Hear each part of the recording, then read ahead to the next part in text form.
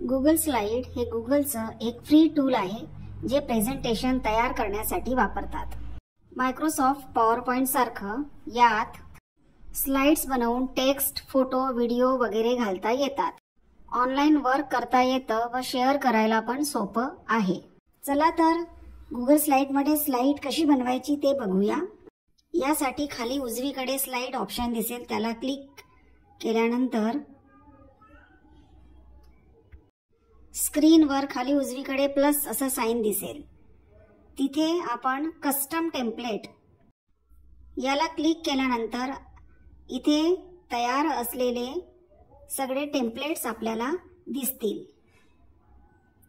या प्रकारचे विविध टेम्पलेट्स जे आपल्याला गरज असेल ते सिलेक्ट करू शकतो। आज आपण स्लाइड बनवणार आहोत, तर त्यासाठी परत मागे येऊन आपण प्लसला क्लिक केल्यानंतर न्यू पॉवरपॉइंट्स फाईल इथे क्लिक केल्यानंतर या प्रकारे स्लाइड डिफॉल्ट स्लाइड ओपन होईल। याच्यामध्ये double tap to add title, यामध्ये डबल टॅप केल्यानंतर आपल्याला टायटल टाईप करता येतं। यामध्ये मी टाईप केलेला आहे। ह्या आणि खाली सब टायटल साठी सुद्धा इथे जागा आहे, तर सब टायटलचा एक नमुना आपण घेऊया।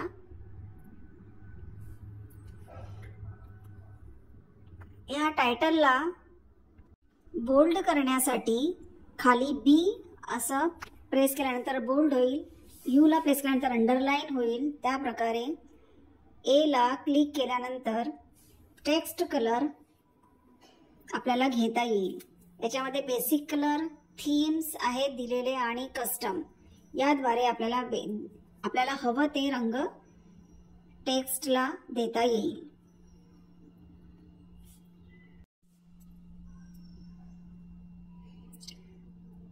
तसेच हायलाइट सुद्धा करता येतं। याच्यामध्ये बेसिक आणि थीम हे तयार असलेले रंग दिलेले आहेत, त्यापैकी आपल्याला हवे असलेले रंग आपल्या टेक्स्टला देता येईल, त्या टेक्स्टला हायलाइट करता येईल।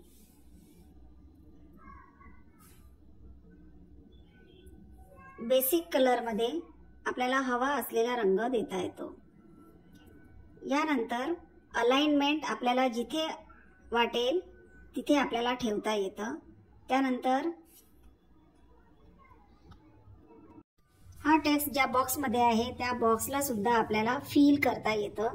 त्यासाठी फिल कलर ऑप्शन निवडून आपल्याला हवा असलेला रंग आपल्याला देता येईल। बेसिक, थीम यानुसार रंग देता येतो।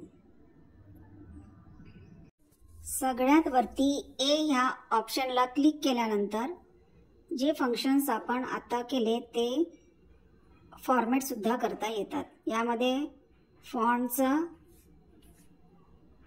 साईज चेंज करायचा असेल, बोल्ड, इटॅलिक, अंडरलाइन करायचं असेल, अलाइनमेंट करायचं असेल, बुलेट पॉइंट द्यायचा असेल तर ते आपण टेक्स्टला फॉर्मॅट करू शकतो।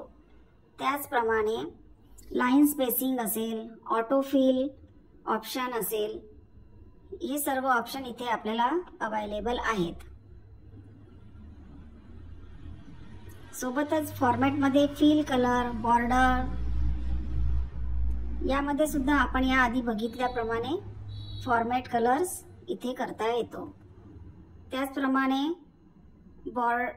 शॅडो,